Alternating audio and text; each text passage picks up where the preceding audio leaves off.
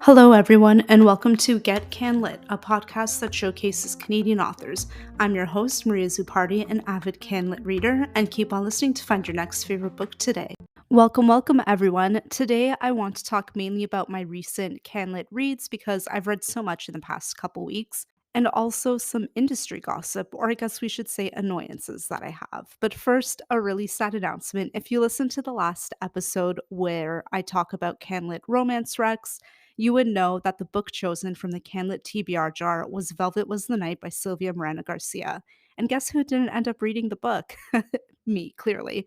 I completely failed, so my apologies. I wish I could say I was even like halfway done or like a quarter way through the book, but no, I didn't even attempt to pick it up.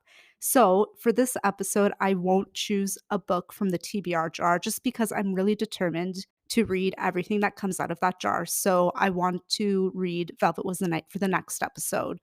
And I will try my very hardest. I will do it this time, I promise. With that being said, though, I did read a lot of other Canlit books, which I'm honestly shocked about. I started this podcast as a way to read like a couple more Canadian authors throughout the month, but here I am reading almost everything by Canadian authors. So, like, go me, attempting to shrink that Canlit TBR.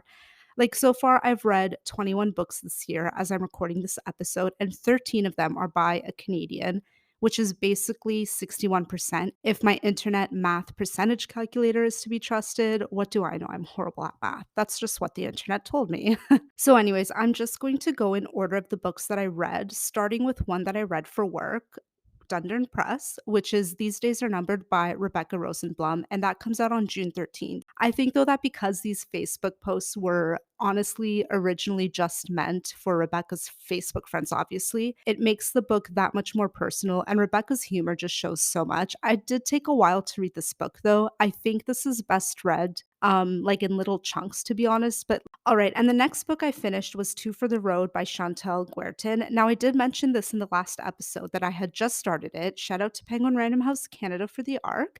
And I'm happy to report that my assumption of Chantel having a great selling romance with this book will most definitely be 100% correct. I loved this story so much. It did end up being closed door like I thought it would. So because of that, I'd probably say it's definitely more contemporary romance. But I mean, I honestly just want to drop everything and go on a bus tour in London right now. Like, words cannot describe how much I loved this plot and setting. Like, honestly, it was just the perfect book at the perfect time. Yeah, the characters were great too. Obviously, I love when you can learn about a book's secondary characters. So, like, if you've read The Lost Ticket by Freya Sampson, who's not Canadian, but like that's kind of what I thought of, then you'll know what I mean about the secondary characters being as part of the story as the main characters. The only difference here, obviously, being that Two for the Road by Chantal Guertin is a million times better than The Lost Ticket, in my opinion. But anyways, this is releasing on March 28th, and again, if you love contemporary romance books, then you'll absolutely love this, I promise. Plus, I mean, we have a romance bookstore owner who goes to London to basically find the audiobook narrator that she loves and who she's convinced is the one. So, like, who wouldn't love that kind of setting, right? All right, so what's the opposite of light and lovey-dovey type of books? Dark and twisted in my world. And after Two for the Road, I really needed that kind of palate cleanser in the form of a thriller. And I had a NetGalley download of The Drowning Woman by Robyn Harding. So this one doesn't come out until June 13th, but oh my God, I think this is the year, honestly, where I give second chances to authors. Full disclosure, I previously read Her Pretty Face and I did not like that at all. Like, I was so disappointed by it. So I guess going into The Drowning Woman, I had really low expectations to begin with, but I was so happy to be proven wrong. This book had me right from the start. The plot for this one was also unique. So let me just give you a brief rundown without trying to like spoil anything. How do I say this? So our main character, Lee, She had just opened like a glitzy restaurant right before the pandemic. And obviously, glitzy restaurant, nobody's going to go to you during the pandemic. So she basically lost everything. And now she is homeless, living on the streets, but she's got this layer of danger around her because she's on the run from some people that she owes a lot of money to. So her life is a little dangerous right now. But she's still trying to get back on her feet. And obviously, that's easier said than done. I find that she was a character that, like, she was, yeah, like, she's homeless, but she didn't yet accept like, her stage of homelessness, if that makes sense. Like, she would look at other homeless people and, like, compare herself to them, and it's like, "No, honey, like, you're in the same situation. You are not above them." But, like, that's just her character traits, but it was interesting to see, this amount of separation that she had with other homeless people that even though she was as bad off as them, kind of. Anyways, that was a sidebar. So, okay, she's homeless and then she finds a secluded rich area to kind of park her car at night and sleep there because she was in a situation and she just feels unsafe in the city. But then one early morning, like I don't know, it's probably like 5, 6 o'clock. She sees this other woman. We later learn her name is Hazel. And Hazel basically threw herself into the ocean and Lee saves her life. But then Hazel reveals that she was actually trying to kill herself because she just wasn't she's in an abusive relationship and with her rich ass lawyer husband, and I don't know, like obviously that's a very terrible situation, so she wanted to get out of it. So the book continues on, and then Hazel basically comes up with this idea that she wants Lee to help her disappear, which is wild. Like the story was so wild and with some really great twists, in my opinion. The book also switches perspectives between Lee and Hazel, which I thought was cool because it's not like an alternating chapter like with Lee and then Hazel. Like we get a whole chunk of Lee and then a whole chunk of Hazel, and then it goes back to Lee and then Hazel. So yeah, that was really cool. And when we get to Hazel's first point of view or first chunk of her point of views, we get to learn a lot of stuff that falls into place and makes sense. I will say though that The Drowning Woman does have a couple of loose ends not tied at the end, but I think once you reach that point, you won't mind it as much. Like, is this Robin Harding's best work? I don't know, because this is only the second book I've read by her. But now that I've read this one, I do really want to check out her other backlist books. I think she'd be a really fun author, honestly, to like rank her books from favorite to least favorite, like if you read them all. So yeah, again, that was The Drowning Woman by Robin Harding coming out on June 13th. And honestly, I'd expect her to be at Tifa's Motive Festival, which is in early June. I don't think their lineup has been announced publicly yet. If it is, I'll leave the details in the description box so you can also like learn more about the festival. Just started it last year. Basically, it's a Toronto mystery thriller author fest, which is fabulous. Like, we need that. All right. And keeping with the thriller mystery vibes, I did finally read Bad Cree by debut novelist Jessica Johns. So, this one is about a Cree woman whose dreams become all too real. Like, she starts to bring stuff back from her dreams, type of real. Like, it's very freaky and terrifying. She does move back home to Alberta to be with her family to kind of try and figure out what the hell is happening to her. And we do find out what's going on, which is fabulous. Like, I love this. But along the way, we also kind of get to see the family heal their relationships with one another because there's just been a lot of death lately and nothing has really been dealt with in a way. You'll know when you read this book. I did expect this to be a lot more horror-y, if that makes sense. Like, the beginning was okay, and then it's like you're waiting for the horror, and then the middle comes and you're like, okay, still kind of waiting for like full-on horror. And then towards the ending, like you do get all of that horror kind of built up. That could have been, I think, sprinkled through the book a little bit more. Um it was very character driven, which did, again, take me a while to get into. I also felt like this could either have been slightly shorter or, I don't know, at least have a little bit more action in it, especially, again, in the middle. It dragged on a little bit too much for my liking. But overall, I did honestly enjoy the book mostly. And the ending with the last dream just made me cry like a baby. Like, it was a great way to wrap up this whole situation. I loved it. So again, that was The Bad Cree by Jessica Johns. Again, if you like character-driven books and are looking for like a truly unique story idea, then this book is definitely for you. I do recommend it. Maybe borrow it first, like before you commit to buying it, I think, just if you're not sure about it. But I mean, I think it's really great. It is definitely bookshelf worthy for the right people. And the last Canlit book that I read was actually poetry, believe it or not. And that is The Shadow List by Jen Suk Fong Lee. It was really short. Honestly, I started this at like 3 a.m. because I couldn't sleep. I haven't been able to sleep well for the past couple nights, and so I just read this all at once. Like, I was just yeah, that's what I do. Like, I just grab a short book when I can't sleep and I read it.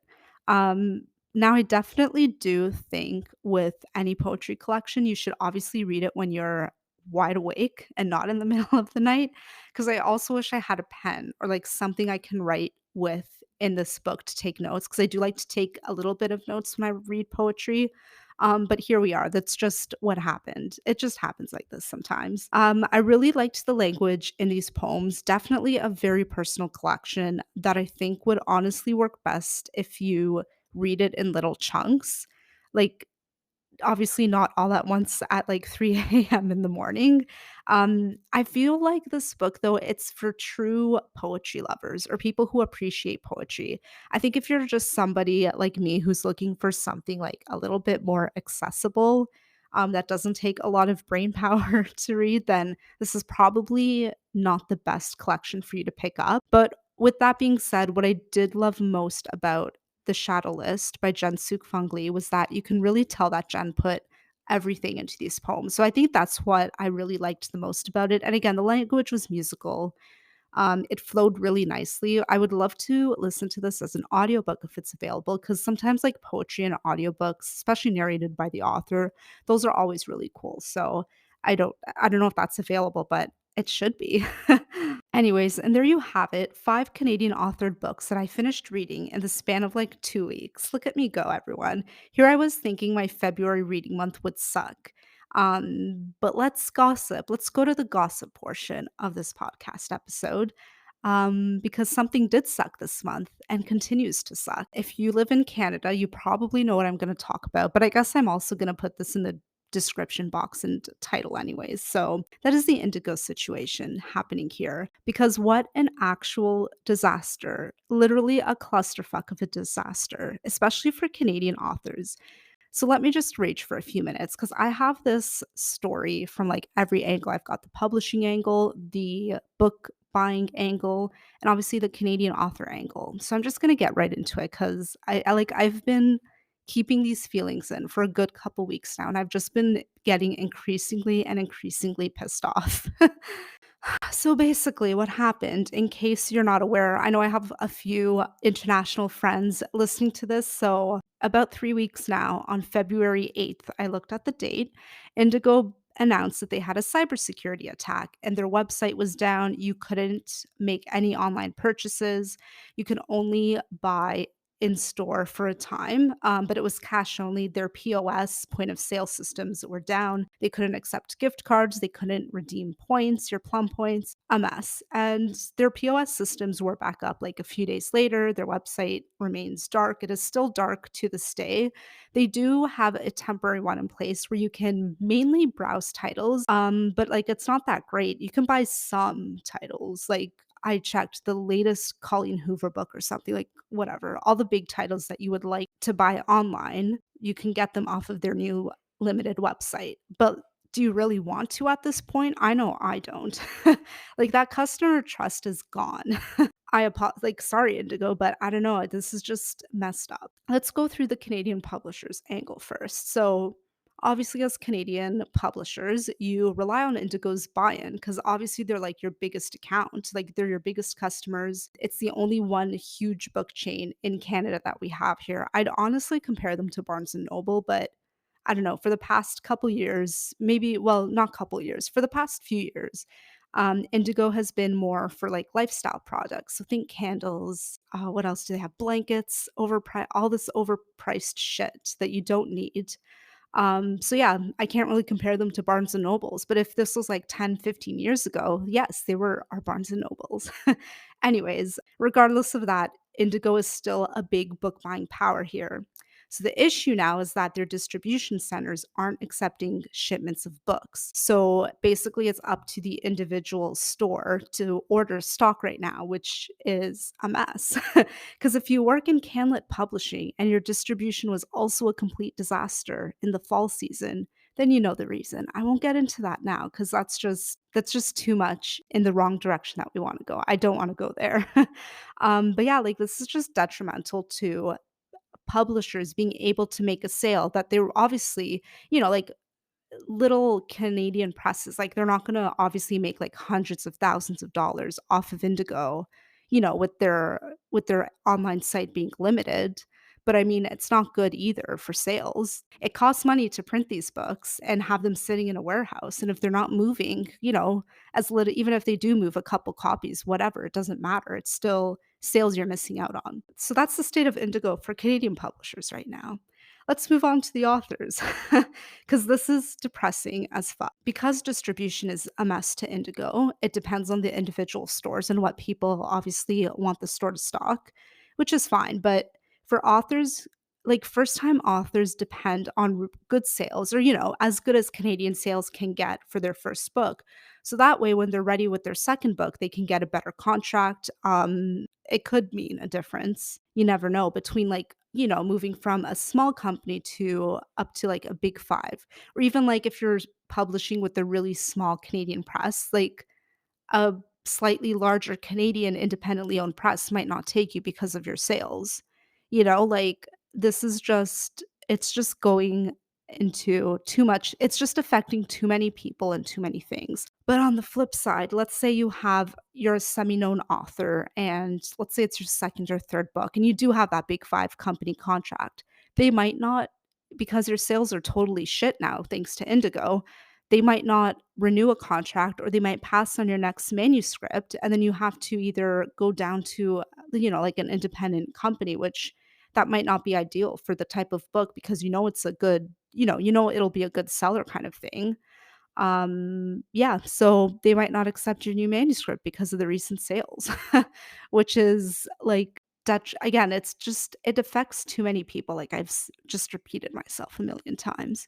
So yeah, that's basically where we are in terms of the impact of getting books into the hands of Canadian readers. Of course, now because I love supporting my local indie bookstores, Book City and Queen Books, now is a fabulous time to support them or any of your local bookstores. I know a lot of them do ship like Canada wide, so like McNally Robinson in Winnipeg, I guess. I know they have a couple locations there, but they do ship Canada wide, and so many other indie bookstores will do that also. You can also suggest that your library buy a physical or digital copy of a book. I think if we just all start to collectively do that as often as we can, then our Canadian authors will be okay. But like, still, that's just, again, like one company. That's how far of an impact that this has on, all these people like publishers, employees, distribution, those distribution employees, authors, contracts, sales, royalties, all that stuff. So now that we're done on the impact of the Canadian, book buying industry, let's go down to the real mess because this is a recent development, kind of. There was a new statement from Indigo that talked about how employee information was breached. Employee information, like anywhere between fucking January and early February when they shut down their website.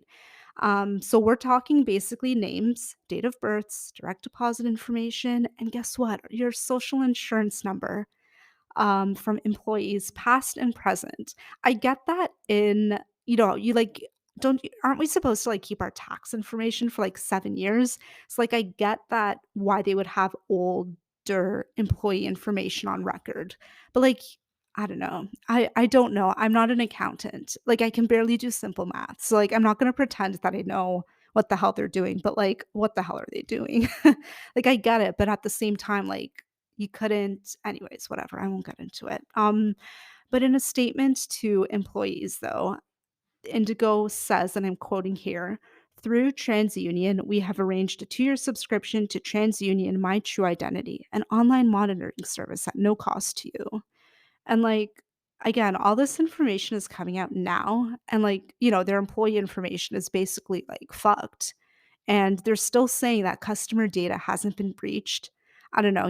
I really don't believe it. There's no way that they had access to all of this employee information, but they didn't breach any customer data or it hasn't been accessed. Like I don't know. For me, it's a really hard pill to swallow. That's why I don't trust them anymore. Like there's so many people that have been fucked. Again, I know I've said that, but like I just can't believe the amount of just how deep this goes, and it's only one company. Like, that's this terrifying thing. It's a little book company in Canada that's, like, the one big chain that we have. You know what I mean? Like, how did they decide to do this to Indigo? But I don't know, whatever. Anyways, yeah, that's the depressing status of the Canadian book buying economy right now. It's a disaster. And do you know, like, how many pre-orders I have through Indigo? Honestly, I'm waiting for my Venco pre-order to cancel by Sherry DeMoline, because they offered it to me. Like, they said, "Hey, your pre-order, we have no idea when it'll ship out, so you can, email us back. We will, I guess, put you on a list, and whenever their online systems are back, and then they'll cancel it. If it doesn't end up getting canceled, or if they can't cancel it at that point, I can always return the book in store, which is fine." So yeah, I just went in store to buy it because like they offered that to me, but I have other pre-orders, so it's like, what's gonna happen?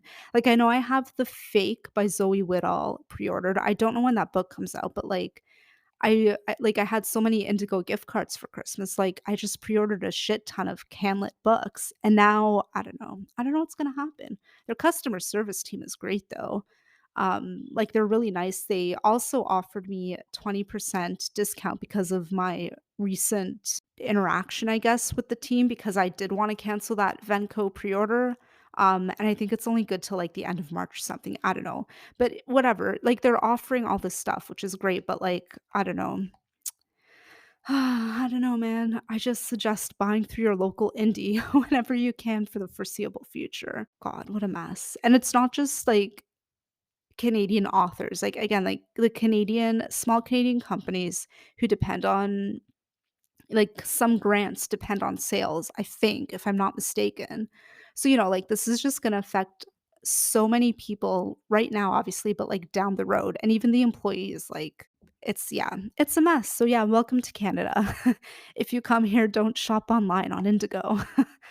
All right, everyone, that's a wrap for me today. I hope you enjoyed the gossip portion, and I hope you check out the books that I've recommended above. And yeah, I will see you for my next episode. And maybe if there's a future update on the Indigo situation, I'll talk about that next time. I don't know, but we shall see. Happy reading, and I hope you found. Thanks for listening to the Get Canlit podcast, a show that's all about what Canadian authors you need to read next. Don't forget to rate, review, and follow on your favorite platform, and watch out for new episodes every other Tuesday. You can find me on social media at Get Canlit Podcast on Instagram and Facebook, and at Get Canlit Pod on Twitter. Thank you, and I'll see you next time.